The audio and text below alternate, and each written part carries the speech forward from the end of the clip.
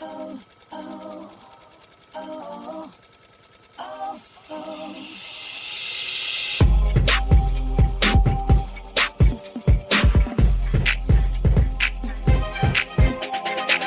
Stitchers. Welcome to Stitch Please, the official podcast of Black Women Stitch, the sewing group where Black Lives Matter. I'm your host, Lisa Woolfork. I'm a fourth-generation sewing enthusiast with more than 20 years of sewing experience. I am looking forward to today's conversation, so sit back, relax, and get ready to get your stitch together.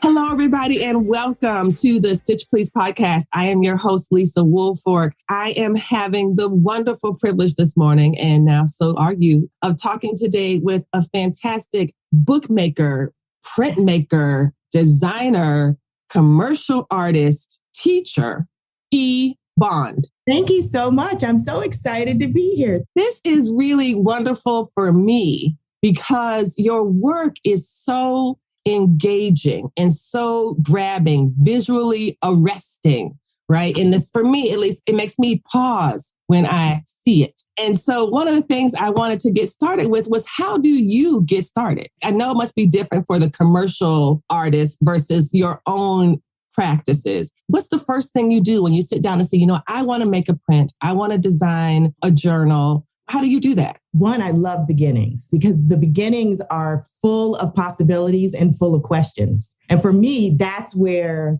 the joy and the spark is. I'm kind of one of those artists that the end isn't really that big a deal, but it's like what kind of happens in between A to Z. It's always just a question. It's always something that I'm kind of interested in where I'm like, well, I wonder what, or how did they? And then it just kind of spirals on. Yeah. And reading is such a big part of that for me because I always am trying to figure out, well, where would I get an answer or where would I get another question? And usually that's from reading somebody else's something. And the way that you're able to, in reading, and I remember you were talking about this for your Creative Bug class, that you want us to connect words and images. You wanted people to have and build a different relationship.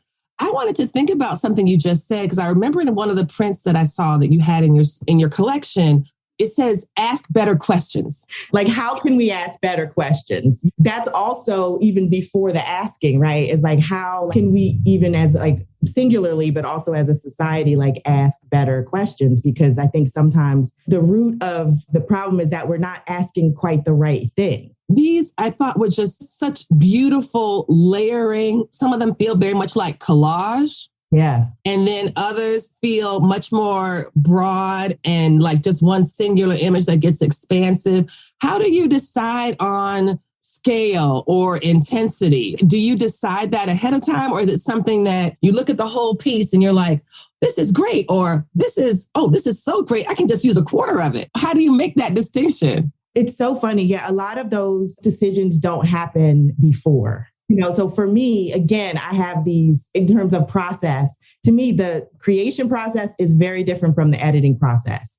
And I try to never let those two cross. I feel like they're different worlds. They need to be in different rooms and they need to be kind to one another. So creation for me is just creation. It's play. It's so much fun. It's whatever happens kind of happens. And then given whatever the set of goals are, say for that project, then the editor walks in the room and then says, hey, okay, this is supposed to be a poster, or this is supposed to be fabric or whatever. And then we can look at it from that point of view. But I think in the beginning, you have to allow the space just to make. Yes. And I think that's what's so hard for people because we let the editor in the room way too soon and the critic. And I'm like, no, I'm not having that. You got to wait your turn. I really like that. I like the way that you have the creator, you have the editor, and then you have the critic. These are three separate roles that have three separate lanes or three separate rules. And I feel like, at least for myself, sometimes they're all of them at one time. Oh my God, they're all rushing in, right? They all want to be in the room. And I'm like, no, everybody has to wait their turn. Like, because it's not fair to me as the one in the middle of all these identities the one who is the maker, the one who is trying to just like get an idea out into the world. Yes. And no use battering it before it even has a chance to, why smother a fledgling idea with criticism? Yeah, no need to be doing that. Like life will do that enough. Creating has to be the safe space. When I'm teaching or trying to teach people, I'm like, anything is possible in here. Like, don't self-censor yourself. And I think it's absolutely true that we are our own worst critic. Before you even get an idea out of your brain, if you let the critic in, then it's like, well, I don't know why you're going to do that, because that's not going to be no good. And you just got to battle back. You got to be like, nope, not today. Nope, like, it's not your turn. Because all of that is useful. Nothing is all good or all bad. So like the critique, the questioning, all of that from that side is imperative and necessary to making work. But it cannot come at the expense of the beginning, because the beginning has to be free enough for all possibilities to happen. So the beginning is the freedom. And I'm just a huge, huge defender of that freedom.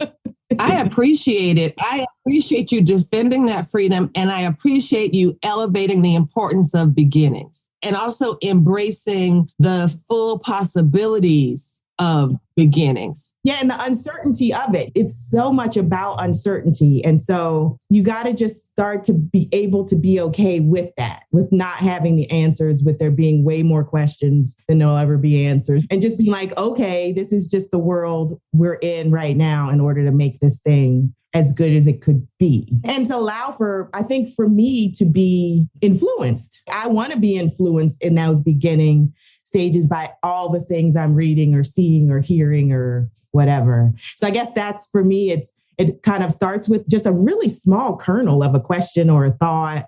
So for Glyphs, the thought has been language. So I've just been in the world of language and thinking about language way before this fabric project came along. So when it came along, I just thought, oh, this is just another place for me to think about language. Absolutely. And I think as we imagine language as a way to articulate deep, intimate aspects of our lives, it's really important, for me at least, to consider that as also part of the creative process. The way that we speak, the way that we talk, the way that we listen, the way that we interrogate, all of that reflects and helps to build toward our wholeness. And that's why it's so important for us to speak life and to speak joy and to speak purpose. And I think that your work does that in so many powerful ways. I thank you, because for me, it is sometimes a struggle, because being a teacher, you have to be literate in the language that the world speaks. So for our case, in our very small realm, it's English. But for me, my first language has always been like art or drawing or symbols or lines. Everyone is translating in order to be able to communicate to the next soul that they see, the next person. So in some way, even if we all speak, quote, English or whatever it is, there are just all these ways that language is so like elastic. And if we start to think about it in the realm of just symbols and lines and circles. And so that's kind of what I was doing with Glyphs, is I was just trying to go all the way back, maybe like pre-language. Pre-written language. Yeah. Like, what could this be? What could this hold? So for me, it was these questions of what could language be if it was its very best, or if I could convey every emotion I wanted to get across to someone. Because I just don't think our language is wide enough to hold most things that humans encounter. So it was just kind of this dreaming. That's kind of where it started. It started with the dream. Yeah, of like, what if language could hold everything we experience? That's enough, right? It's just like, whew. And I think I started down that road because I used to listen to this amazing podcast called The Slowdown and Tracy K. Smith used to be the host of that. Oh, the poet. Yes. That poem, The Declaration, her poem, Declaration, I use it in class often. And what I love about that show is it's only 5 minutes long every day. And now Ada Limon took it over, which is another favorite poet of mine. But what they both are so good at is asking questions. So like the first 3 minutes is just them ruminating on a thing. What would happen? And I think one day Tracy said something like, what would happen if the world was new? If we went all the way back and started again? And that's what kind of got me thinking about what would happen in language too. If we had a clean slate, we could start over. Yeah. But questions, it's really just always about questions for me. I really appreciate that so much, because what it helps me understand is that you are able to hold in tandem two ideas that lots of people feel are separate, right? Yeah. One is the world of fine art and the world of commercial art. Another binary that you're able to bring in is written language and visual vocabularies for that language. Yeah. It's just really so special to see that.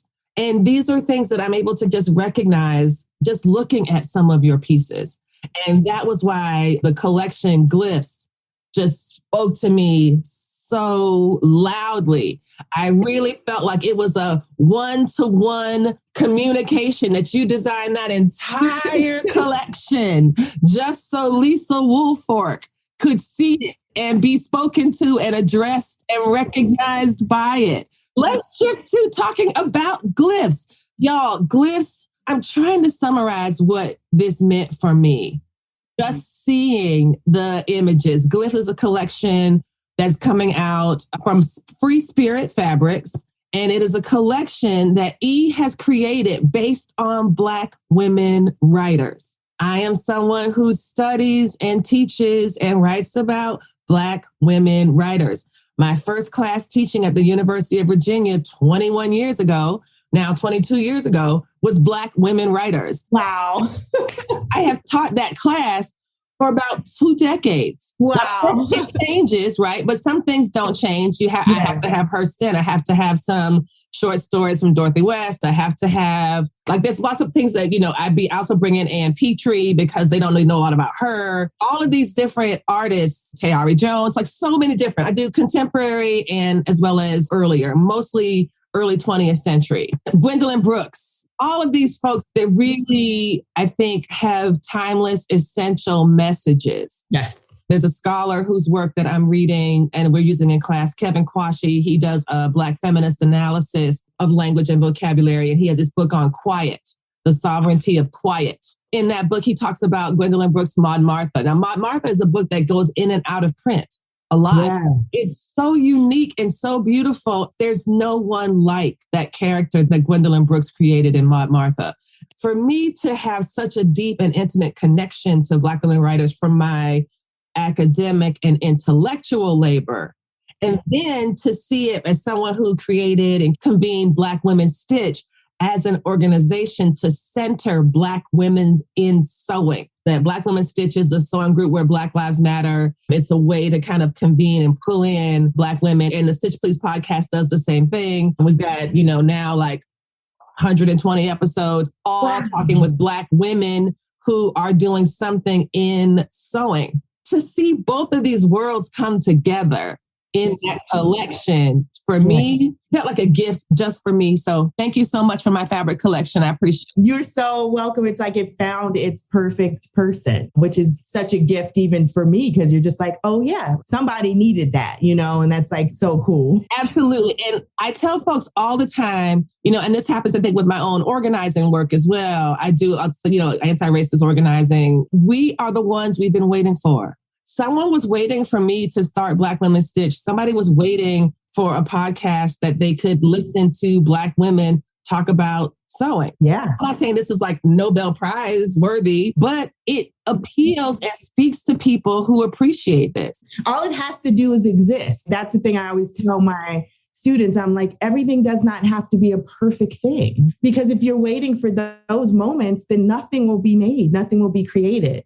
And you can't get to perfect if that's where you're trying to go. I mean, that's not an interest of mine, but you can't get there if you're not making all of these mistakes along the way or just putting things out there into the world. So you had to make this in order for all these other things to manifest. I love that idea that it just has to exist. It doesn't have to be the number one. It doesn't have to be a perfect 10. It doesn't have to be popular. It doesn't have to be, widely received. It just has to be made. It just has to be made. It has to exist. Because if it doesn't exist, how is anyone going to find it? And how will you get to the next thing? Selfishly, as a maker, you have to make a thing to get to the next thing. There's no skipping. Tell us about the collection. How many fabrics are in it and who are the writers? There are 16 different patterns. The writers were Nella Larson, Phyllis Wheatley. So Phyllis was the one who kind of I started there just because I needed a spot to start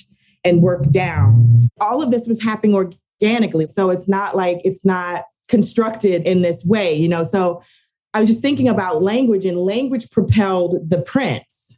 As I was thinking about language more and more, I kept thinking to myself, well, what is the beginning of my literacy? Or what is the beginning of my language? Again, it's like the question of, well, if I'm thinking about language in this macro way, and then I'm thinking about language in this micro way, that's what got me to the women, because I said, oh, well, if it's the beginning of my understandings of what is possible of language, then it has to be Toni Morrison. It has to be Maya Angelou. It has to be Octavia Butler, So then I think, oh, okay, well, then maybe they should be a part of this. So then that's when I had to then invite them and say, oh, okay, well, how do I nod to these women? So for me, in the beginning, it wasn't even going to be, I was just nodding for myself. I just wanted them to be a part of it. That's why their names were just on it, but it's just become this thing where people like you have been so interested. I'm like, oh, I'm so glad. So then it's been more that I've been able to talk about that. But really, it was just this personal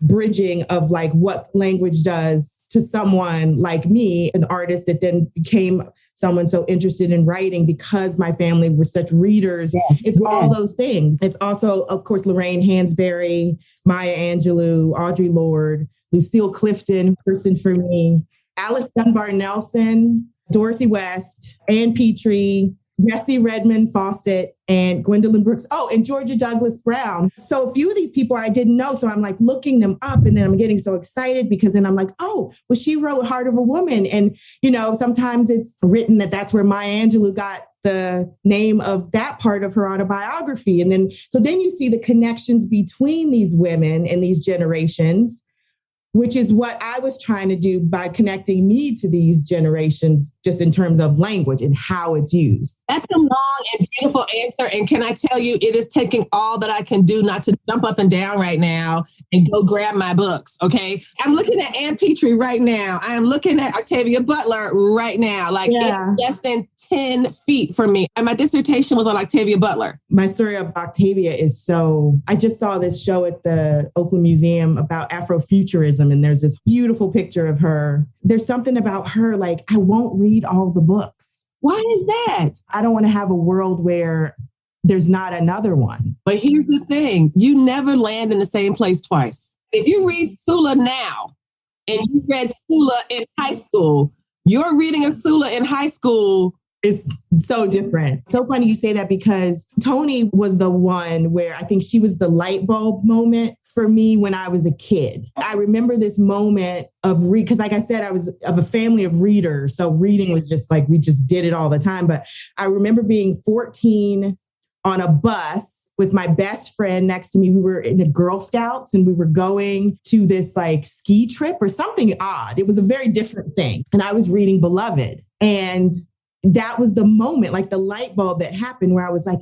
oh, of course I didn't have the language for it then, but I was like, oh, this is what language can do. This is what a story could be, because you read all sorts of books as a kid, but you're like, wait a minute, this is different.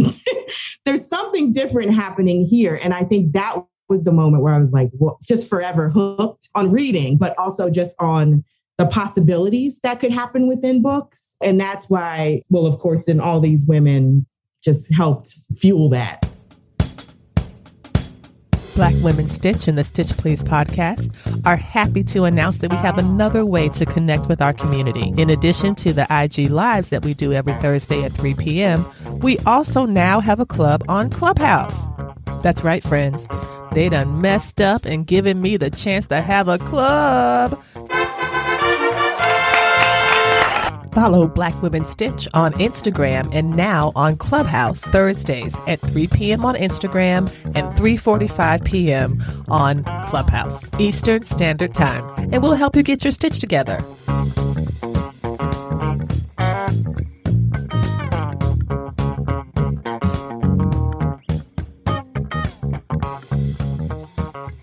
And so when you said you started with Phyllis, when you think about the beginning of language, when you think about Phyllis Wheatley, I was just reading about her. I think this was in Quashie, the book I was just telling you about. Oh, okay. And he was talking about June Jordan's poem about Phyllis Wheatley. You know that one where it was impossible and she was the first. The idea of that we know that Phyllis Wheatley's name came from the slave ship that brought her to America, that she was purchased as a 7-year-old and they didn't know she was 7. They just guessed because of the state of her teeth. That when she did learn language, which she did, she mastered English and wrote poetry, she had to be examined by, was it a jury of 12 Boston men to attest, she had to swear and attest that she had written these poems. She had to answer questions, all of these things. We think about the beginning of Black literacy, of Black language and what it was for and how it became contested, just to kind of honor Phyllis, to honor this child who became,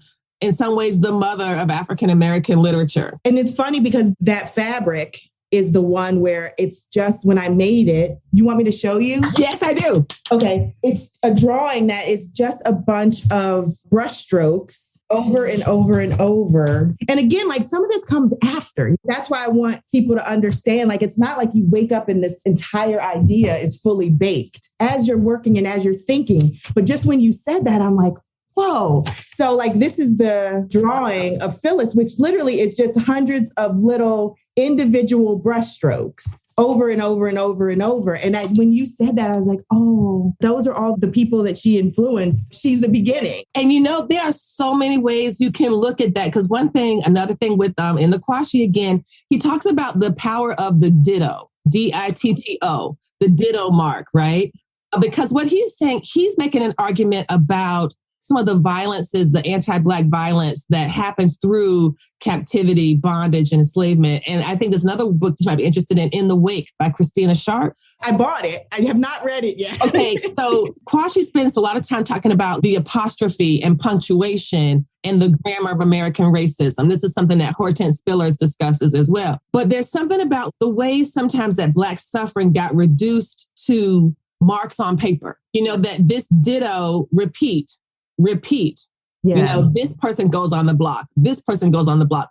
Ditto, ditto, ditto, ditto. This kind of endless repetition. And so to see some of the archives of the Middle Passage, as well as what happens when you put that brush in your own hand.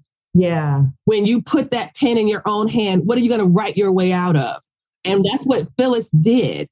That she took from the most abject position you could possibly be in, a child who was captured and had her whole life upended, but still managed to create, still managed to write, still managed to build what would become a legacy. The beginning of language in this country. So it's almost like she had to be the translator from the language she knew to this new language and then translate that down to all these people that would be doing the same thing for the rest of their lives, translating. Listen, I feel like when I look at your Glyphs collection, those 16 pieces, that is not only a fabric collection, it is a syllabus. And by that, I mean, it is an invitation to explore. It is an invitation to create. It is an invitation to honor the creation of those Black women writers from so many different eras and times. It just feels so beautiful and so generous. And I cannot wait to make myself a Zora Neale Hurston blouse. So listen, y'all, if you are not a Patreon subscriber, first of all, why are you not? You don't have, there's no levels. You can be a patron at any level, just $2 a month.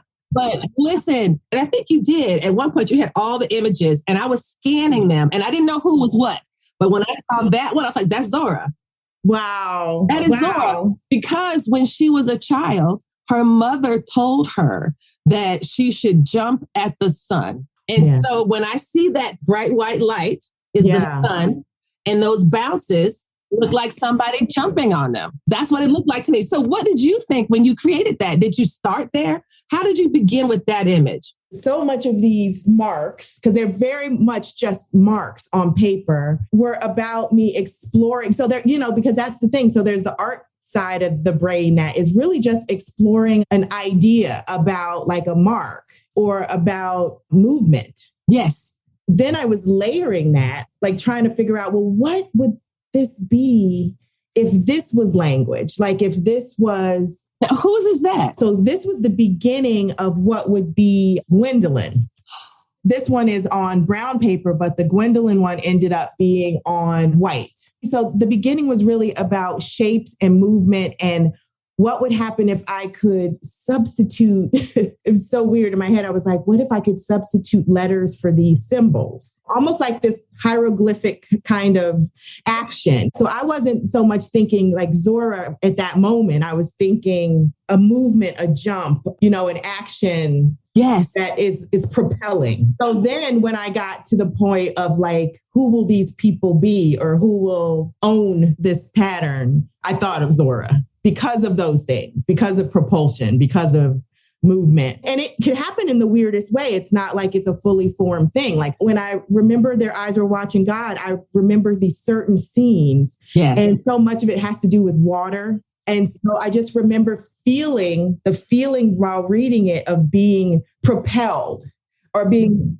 pushed. That's what it was for me. So sometimes it's just a feeling in a tiny part of something I've read. For, like I said, Jessie, remember I was like, I'm so like in the Jessie Redmond faucet right now. So for Jessie, I hadn't read any of her stuff then. So I didn't have that same connection that I had, say, with a Tony. That's when I'm like, wow, and I need to go back and make a whole thing about Jessie Fawcett just because like she's amazing. And I had no idea.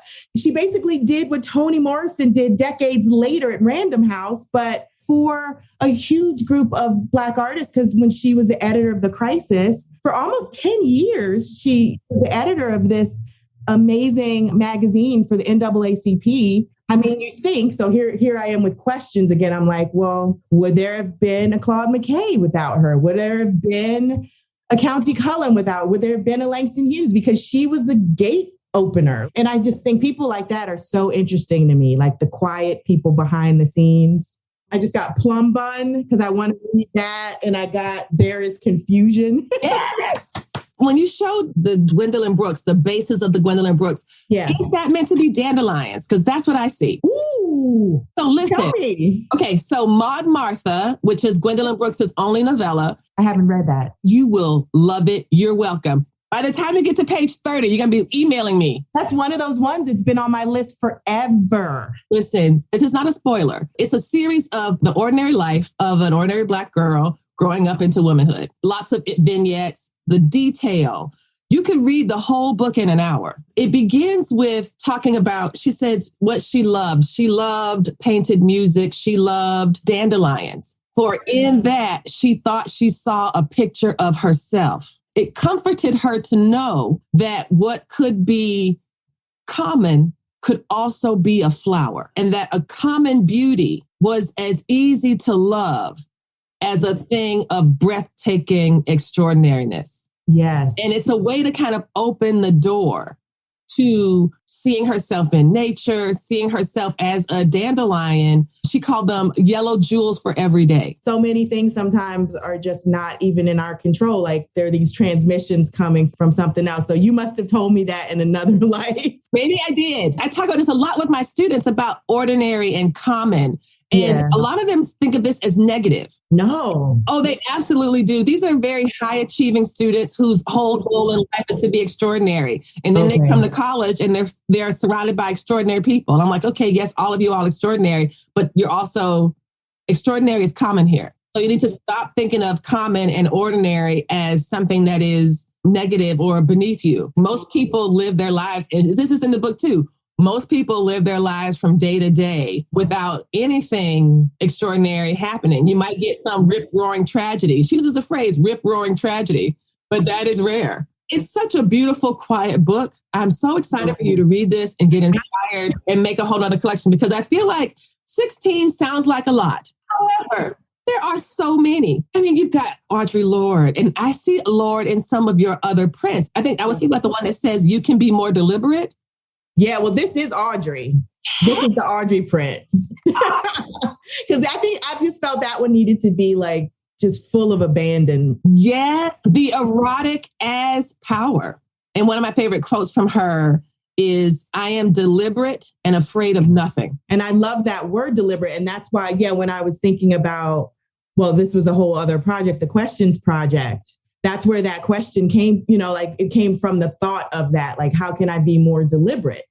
Because in that is about being really, really conscious of the choice that you make, or just having a lot of thought and consideration, all those things that seem like it would come in abundance, but it really doesn't. I think, a lot of times we don't make deliberate choices and deliberate thoughts about like the things that we do or make or say. So yeah, that's definitely an Audrey thought comes from her. It's just so beautiful. And I am so excited about all of it. I absolutely am.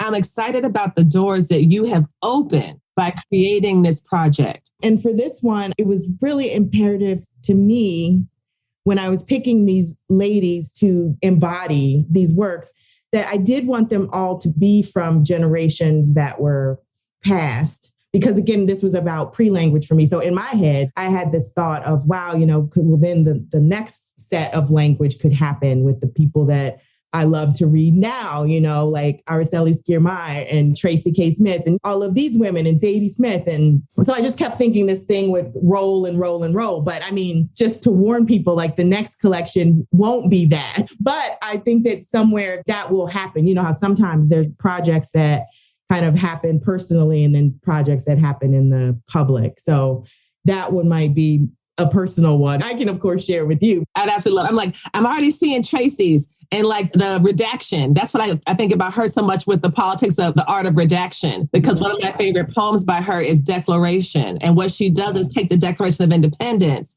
and she does the erasure method to emphasize those aspects of the Declaration of Independence that directly apply to Black life, but were completely overlooked in the creating of the Declaration. It's just so beautiful. I do talk about that in class a lot. Just that idea of the erasure poem. I mean, I think that's so beautiful that you are talking about that in class, because I mean, this is my teacher brain going, but like, this is such a wonderful tool to use in art making as well, like in writing and in art, the idea of to have something fully, and then what would you take away? Because that starts to beg the questions of what was left out and what was put in, and all of those things about who's telling the story, and then what would I leave out versus what you'd leave out, or what would I put in versus what you'd put in, which are huge questions, I think, for any kind of artist / writer. But I wanted to show you Toni. Yes, please. Oh my gosh. This is one of my favorites. And it's just because it's like this kind of embodies freedom.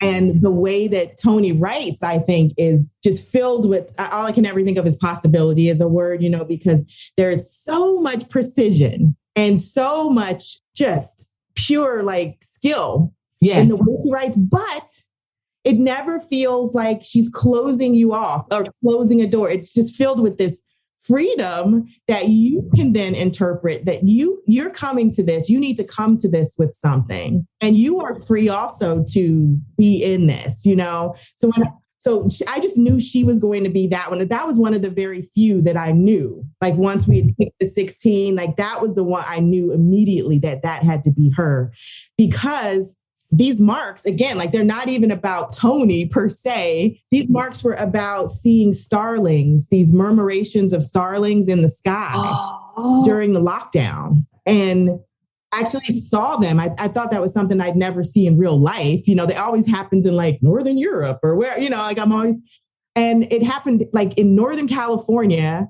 I was in a mall, I drove like an hour to stand in the parking lot of a mall because everyone had said like, this is where they come every day at 5 p.m. So all these people were standing in this small parking lot and it's lockdown. So everyone's far away from each other and we're all just like looking up, waiting. And it was like the most amazing lived experience because we're waiting for life to almost give us this show. And, and it may or may not happen. And here we are like waiting for this possibility. And then here they come. And for almost like an hour, they literally give us this show that I will never forget, these birds and what they did in that sky, and this blue sky, this bright blue sky. And then these hundreds of millions or thousands of starlings. So anyway, That's freedom. I mean, if that's not freedom, I don't know what is. I can even see traces of Beloved, the repetition. I can see traces of Sula as a character who is so bold. Or even the end of Song of Solomon.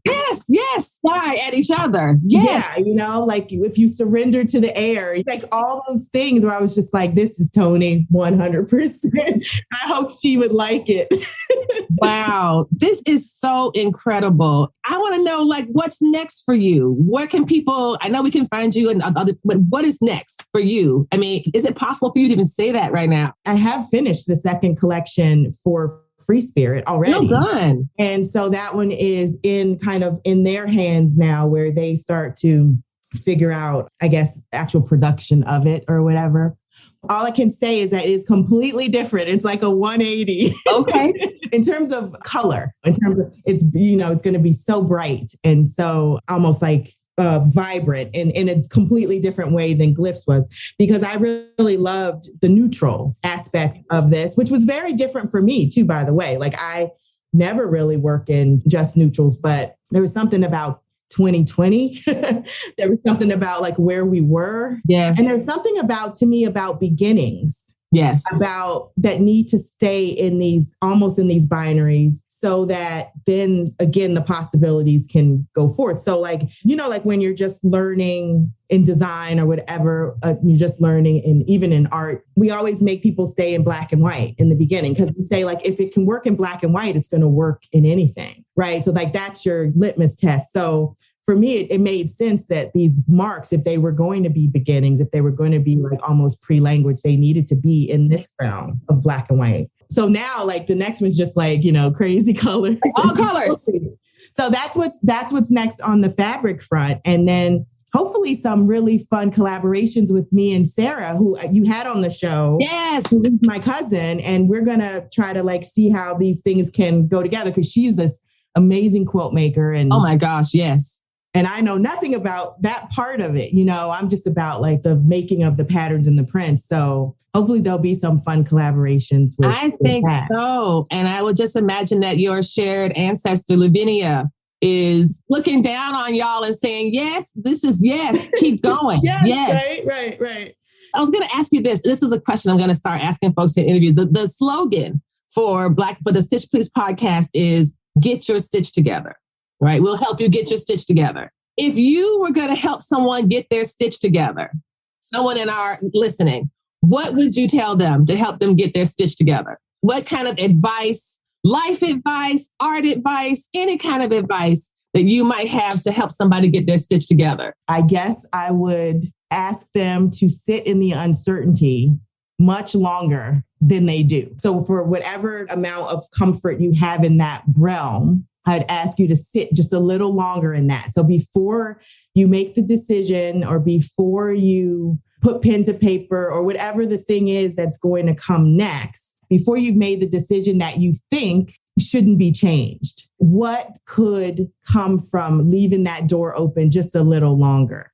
Because I think that is, if we could do that for each other in terms of how we communicate and how we understand each other, but also in our making, I'm really interested in that in my making. Like if I know how something's going to turn out, then maybe I shouldn't be doing it that way. Maybe I should be trying to think about a way that, not that all things you've done before are, it's not about bad or right or wrong, but it's just about like what would happen in those open liminal spaces. I think those are like the places where we could find like a lot of joy and a lot of fun. And with that, Yvonne, this has been so much fun. I am hoping that this is not our last conversation. I'm hoping that we will get a chance to talk again, but I am so grateful to be with you on today and to talk about this fantastic collection, Glyphs from Free Spirit. Y'all check it out. Look at your local quilt shops. If they don't have them at your brick and mortar store, there are some that will have it online that you can order it from. So check out Glyphs, and you can find Yvonne on her wonderful website, Creative Bug. She's got some wonderful classes there, including a 31-day art practice. There's a lot of great things that you can find for Yvonne, and we'll put all that in the show notes. And thank you.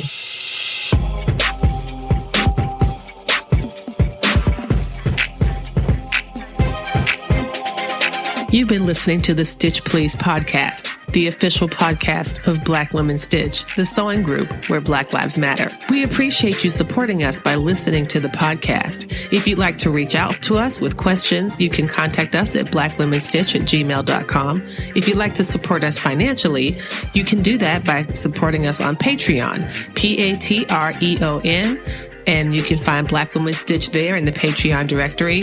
And for as little as $2 a month, you can help support the project with things like editing, transcripts, and other things to strengthen the podcast. And finally, if financial support is not something you can do right now, you can really, really help the podcast by rating it and reviewing it anywhere you listen to podcasts that allows you to review them. So I know that not all podcast directories or services allow for reviews, but for those who do, for those that have like a star rating or just ask for a few comments, if you could share those comments and say nice things about us at the Stitch Please podcast, that is incredibly helpful. Thank you so much. Come back next week and we'll help you get your stitch together.